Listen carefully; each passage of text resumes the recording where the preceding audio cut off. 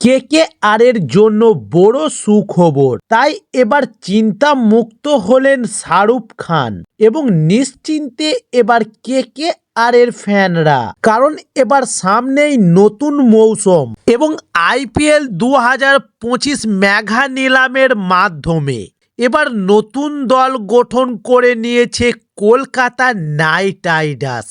তবে খুব একটা বড় নাম না থাকলেও শক্তিশালী দল গড়েছে এবার কেকেআর, যেমন কুন্টেন ডিকক, ভেঙ্কটেশ আয়ার এবং রিঙ্কু সিং ও অ্যান্ড্রু রাসেল ও সুনীল নারাইন থাকলেও তাদের অধিনায়ক করাটা কতটা সঠিক সিদ্ধান্ত হবে তা নিয়ে এবার একাধিক চিন্তায় ছিল কেকেআর এর টিম ম্যানেজমেন্ট। তবে শেষ পর্যন্ত জল্পনা ছিল যে অজিঙ্ক্য রাহানে হতে পারেন কেকেআর এর, তবে শেষ পর্যন্ত 36 বছরের বুড়ো রাহানার হাতেই যেতে চলেছে এবার কেকেআর এর নেতৃত্বের বাটন।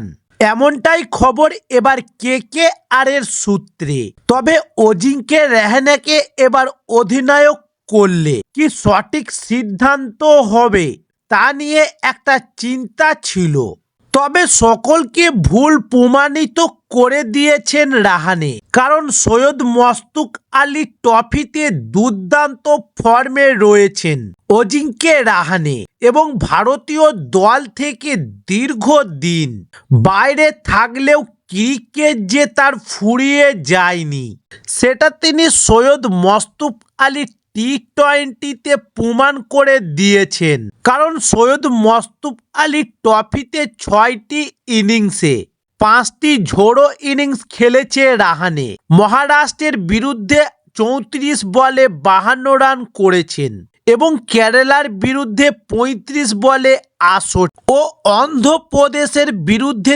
53 বলে 95 এবং প্রতিযোগিতার সেমিফাইনাল ম্যাচে 55 বলে 98 রান করেছেন রাহানে। তাই অজিঙ্ক্য রাহানে যে মেজাজে এবার ব্যাটিং করছেন তা স্বস্তি দিয়েছে কেকেআর এর ম্যানেজমেন্টকে ও কেকেআর এর ফ্যানদের।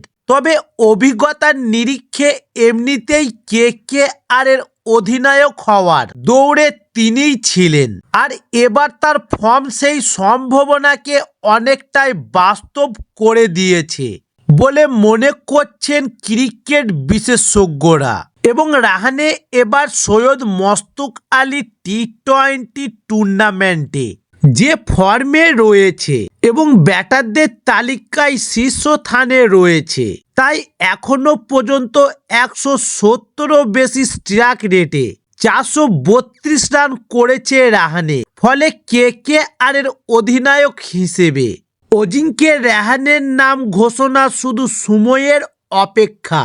তাই এবার সেই সমস্ত ভিডিওগুলো পেতে চাইলে আমাদের চ্যানেলে নতুন হলে চ্যানেলটি সাবস্ক্রাইব করে সঙ্গে থাকুন। নমস্কার।